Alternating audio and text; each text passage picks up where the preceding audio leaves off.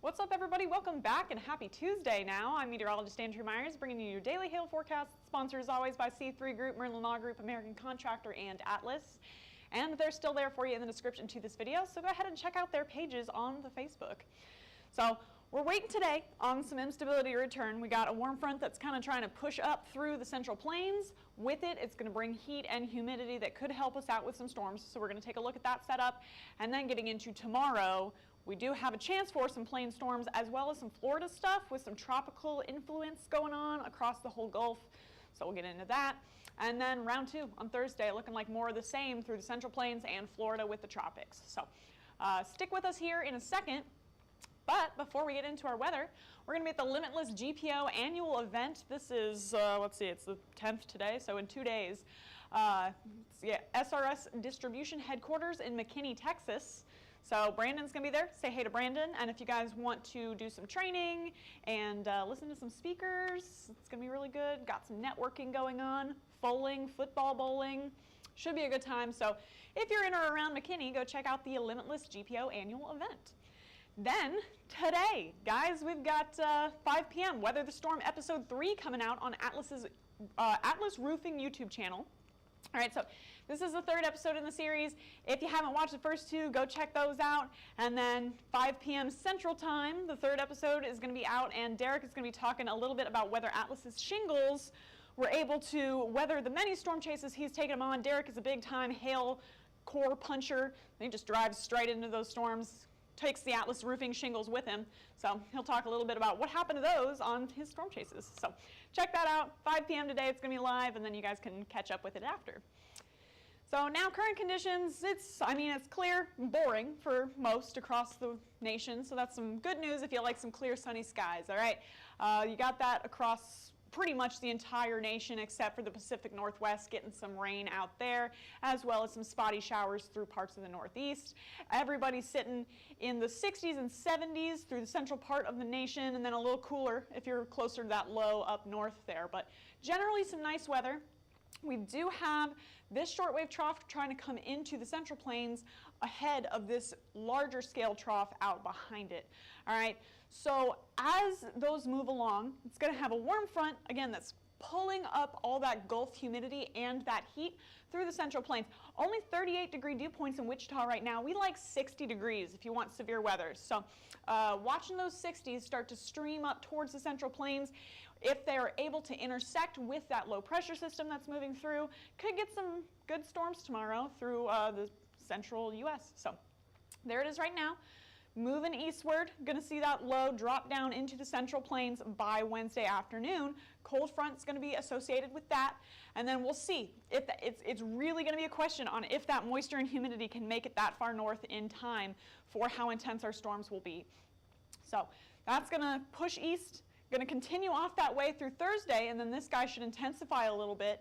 Now we should be working with a little bit more moisture up through the Mississippi Valley and the plains now, and then storms going to form through there, race off to the east, and then we got that low pressure system heading into the Ohio Valley by the end of the week with some cooler air and possibly some rain. So that's what we're expecting in terms of dew points. All right, we like, again, those deep greens, 60-degree dew points, moving up into Kansas and Nebraska where that low should be moving through by Wednesday afternoon.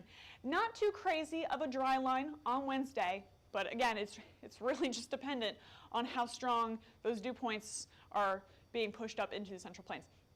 By Thursday, things looking a little bit better. Now we're seeing more of a gradient in between that humid and that dry.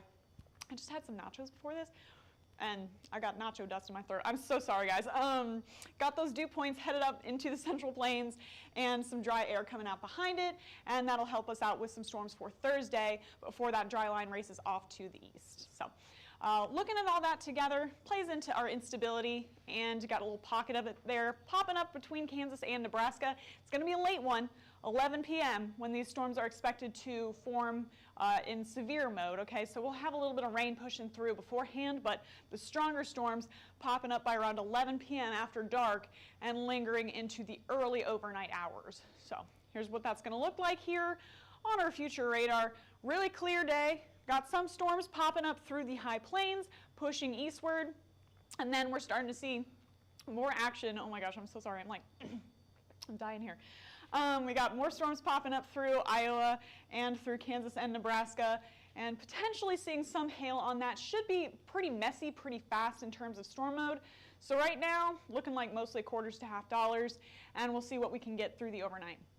For Florida, now that's a different story. Got a ton of storm coverage moving eastward onto the peninsula and the panhandle by Wednesday. 5 p.m. got some stuff moving onshore that could potentially rotate with this system. And so got a tornado risk for you there, as well as some high winds with this whole mess that's going to continue over the Florida and southeast area through Wednesday into Thursday and then some. So for your hail forecast, centering it just on the North Plains, we don't tend to see hail with tropical systems, but got some quarters possible anywhere from Hastings to Omaha to just to the southwest of Des Moines for tomorrow. Low end chances right now. Again, it's going to just be a question of whether that moisture heads up that way. Then we got a wind risk for you guys, as well as Florida here with those storms tracking eastward onto the coast. So again, Hastings, Lincoln, Omaha, parts of northern and western Missouri there, as well as Iowa, could see some gusty winds. Mostly going to be hail for tomorrow, but could see just 60-mile a gust here or there.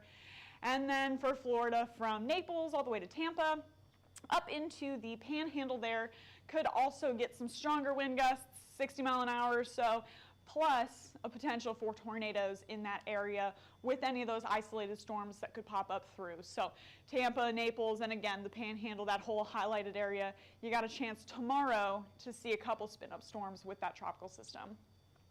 So then looking into your Thursday, things look a little bit more intense in terms of coverage and storm mode for your Thursday. Seeing that cold front drop those storms down through Kansas and Nebraska, potential to get all risks with that as it tracks off to the east through the evening and overnight for you guys through this whole area there.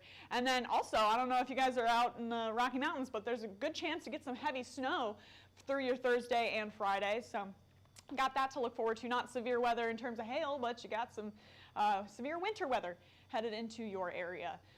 So for Thursday, look ahead forecast here. Got Florida covered for that tropical system that's going to continue over the region, as well as parts of the plains and Mississippi Valley there. This one's going to be hail, wind, tornadoes, the works. This one is just going to be wind and tornadoes for your Thursday. So we'll update you guys tomorrow and, of course, on Thursday for what that looks like. But that's what we got inland. Then in terms of, tropics, we got this one guy that's just kind of in the central Atlantic right now. Not really doing a ton in terms of population, should just kind of linger out of the way. But we are watching this guy in the Gulf. So with this storm system, not looking super organized, however, as it tracks up north, should get swept into this system and then get pulled over the Gulf and over Florida. That's where a ton of that heavy rain is going to be coming from. So doesn't have a whole lot of time to develop. This one off to the east in the Atlantic does 70% chance in the next 2 days to develop, 80% chance over the next 7. And I mean, again, it's already got that little symmetry on it. It's trying its best to turn into our next named storm. This one off in the Gulf, 30% chance over the next 2 to 7 days. And again, it's moving quickly into that area of high wind shear, which is not good for tropics. But bottom line, could bring a lot of heavy rain. While it doesn't get to a named tropical status, could bring a ton of heavy rain for you guys. Let's take a look at that here. If you guys are in any of these named cities, shouldn't be seeing much by Wednesday afternoon, but then by Thursday, that's going to race across the coast. Some folks seeing almost up to 2 inches in like Savannah, Tallahassee there, almost 1.5 inches if you guys are in like Jacksonville, New Orleans, and then through Thursday and into your Friday, getting even more. So, now Tallahassee's up to almost 2 inches. A lot of folks sitting at over 1.5 inches of rain from that system that moves up and over. And then we also got to remember it's got that hail risk, or not hail risk, that wind risk and that tornado risk associated with it as well. So kind of watching that through the end of the week for Florida and the southeast. But in terms of severe hail, it's going to be the Plains show starting tomorrow. So if you guys want more information on any of that, go ahead and follow us on our socials. We're on YouTube, Facebook, Instagram, Twitter, TikTok, and Threads at Hail Trace on everything. And then if you want to get in contact with us, go ahead and scan the QR code up above me or click the link in the description to this video, which will give you access to all of our severe weather mapping products. Or if you have questions about our products, our company, or just the weather, give us a call at 855-334-4245. Email us at info@hailtrace.com or check out hailtrace.com for more details. And we'll be back tomorrow at noon for more info on all of your severe weather risks. But for now, I'm meteorologist Andrea Myers. Thanks for watching.